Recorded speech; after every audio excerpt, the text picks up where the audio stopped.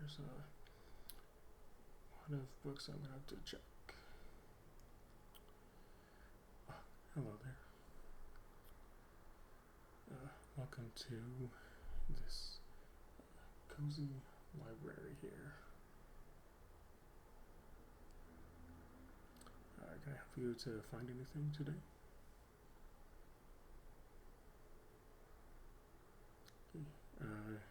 Any specific genre or authors or anything like that?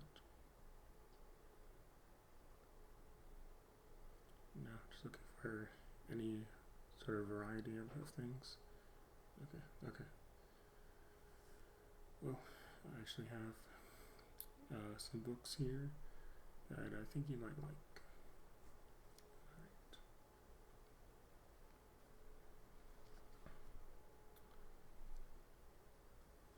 So, this first one is a sci-fi novel. Dune by Frank Herbert.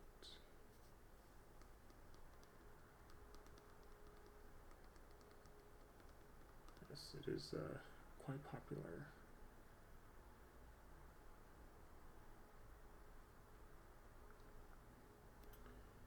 It says here on the back, set on the desert planet Arrakis.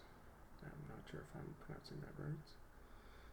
A world more awesome than any other in literature. Dune begins the story of the man known as Muad'Dib, I think, and of a great family's ambition to bring to fruition humankind's most ancient and unattainable dream. Interesting. You'll think about it.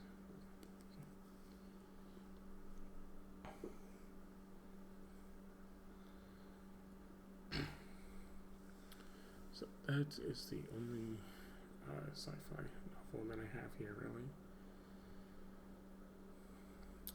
So next would be a couple of fantasy novels. Fair warning, they're kind of big.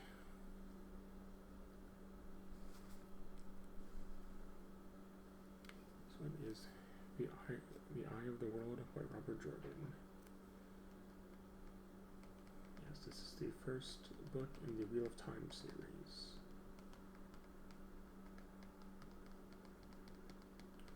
Yes, they did make a TV show for it.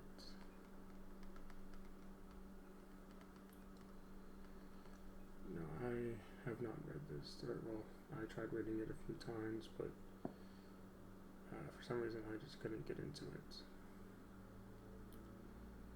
No, I have not seen the show either, but I definitely do want to read this one day.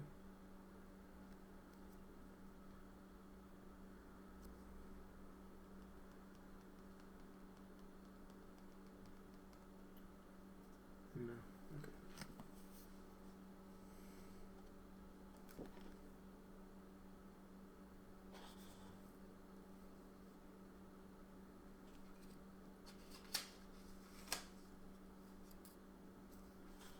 So, some interesting artwork there.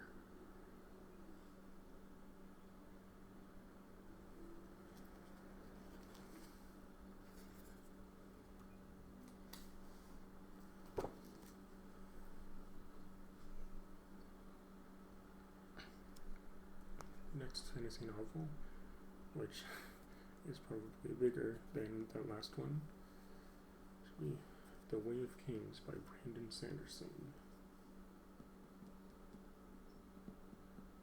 Yes, we only have the hardcover edition.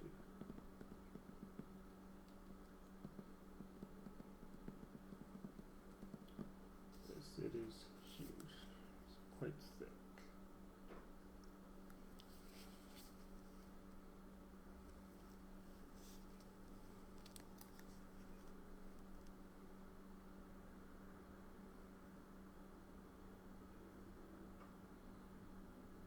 This is a lot to read,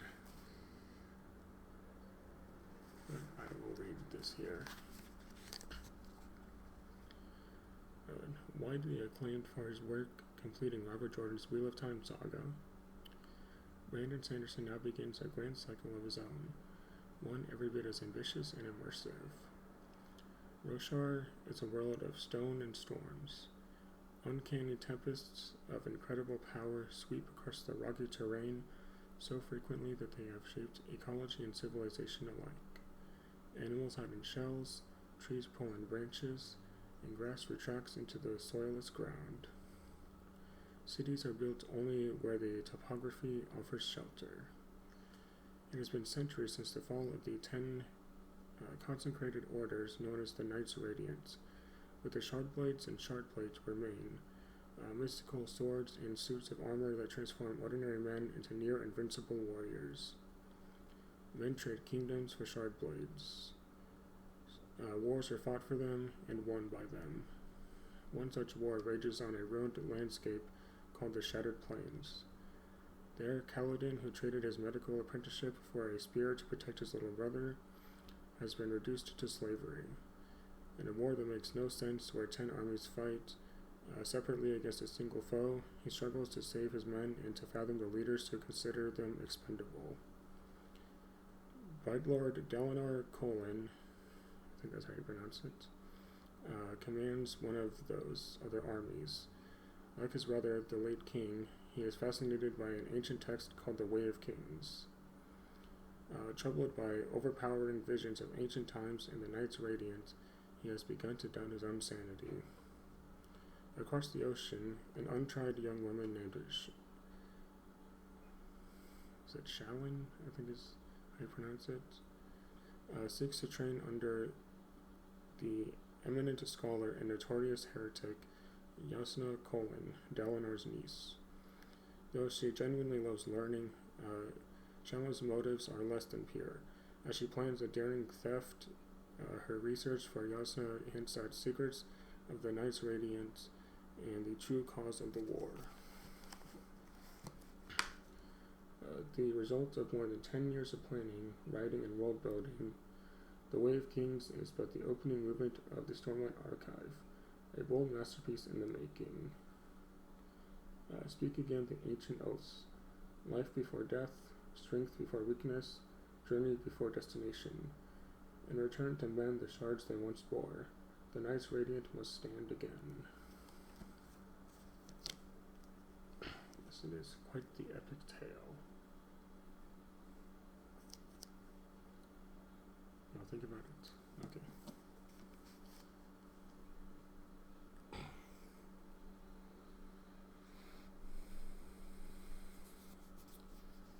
This next one is, I'm not even sure how to describe it exactly. I guess just regular fiction. It's The Fifth Assassin by Brad Meltzer. We might want to skip this one though, considering the times we are in, and what this book is about, and especially with what happened with our current president.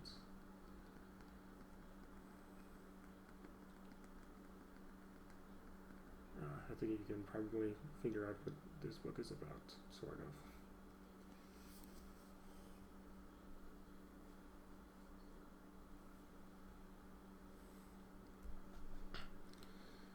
Next is kind of just a fun read.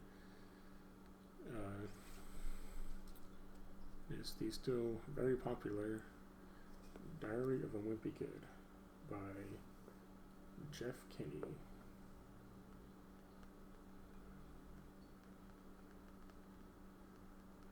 Let's see, main character Greg there on the cover.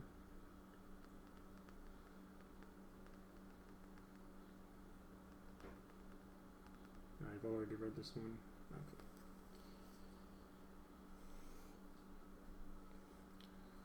Yes, I read it too as a kid.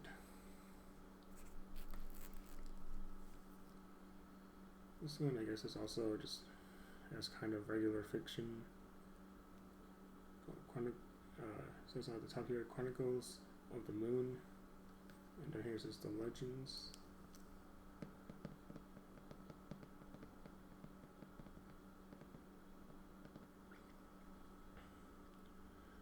And this is by Alan Freeland Jones, I think is how you pronounce that.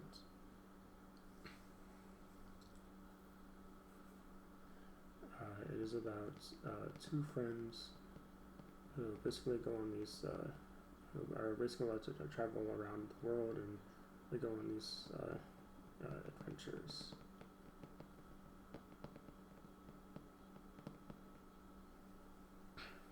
And there are 4 stories in here. And I guess I could just read the back here. Olivia Christie and her friend Josh Wells are in the middle of the greatest archaeological exploration of modern times. They are traveling the world with Ollie's father, Professor Christie, searching for the sacred talismans of the moon, the keys to the ancient world. Their first stop is the Valley of the Kings in Egypt. Next, they journey to the sacred mountains of China, and then on into the deep jungles of South America. Their final expedition takes them far into India, beyond the Elephant Falls. These distant lands are exotic, and soon the young adventurers find themselves fleeing from kidnappers, avoiding curses, and dodging booby traps. Can Josh and Ollie tackle the dangers of these ancient civilizations and unravel their cryptic riddles in time to keep the artifacts from falling into the wrong hands? Yes, some mystery in this one. You think about it? Okay.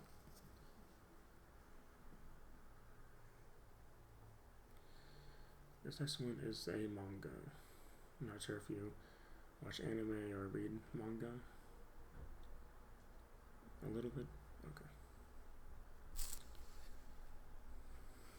So, volume 3 of Yu-Gi-Oh! GX. Now, we unfortunately do not have the first 2 volumes.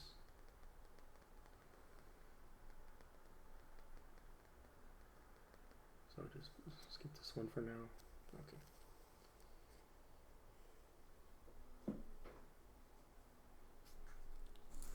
Next is, I guess, just, I'm not even sure exactly, I guess sort of fantasy, sort of regular fiction.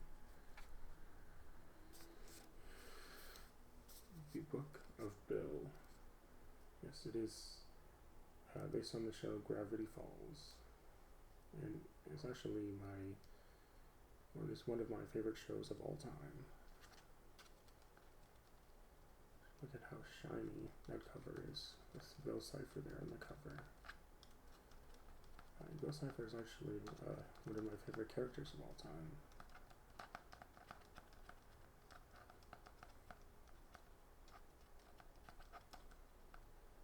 And did you know that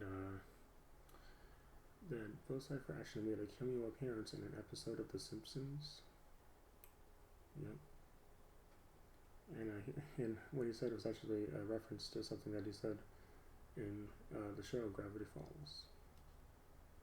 It was actually pretty cool to see that scene.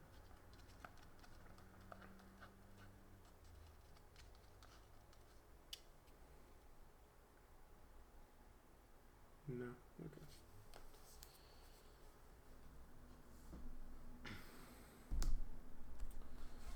Now, these next 2 I would consider to just be like non-fiction, basically.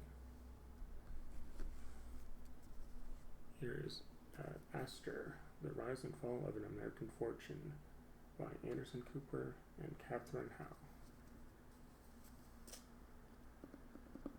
Yes, this is about the, I was gonna say, like here's like the first like famous like old money family in the U.S.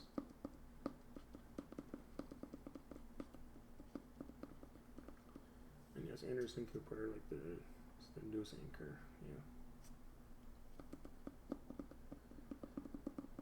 Now, fun fact, Anderson Cooper is actually a descendant of the Vanderbilt family.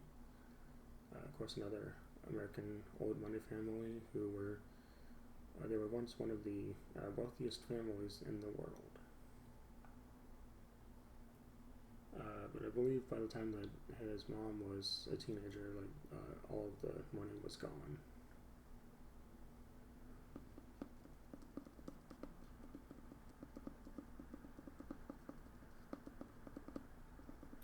and there was a gathering, and I think it was 1972.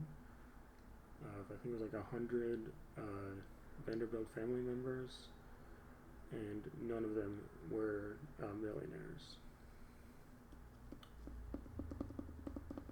Now it's an interesting rise and fall for both families. You'll think about it. Okay. This last one is, I guess, just like an art book. Wonders of Italy. It's all of like the arts and architecture in Italy.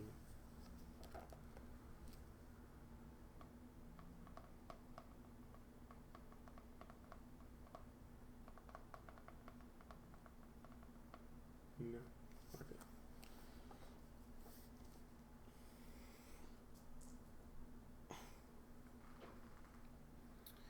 Well, that is all of the books I have to show you currently. Is there any that you would like to check out right now?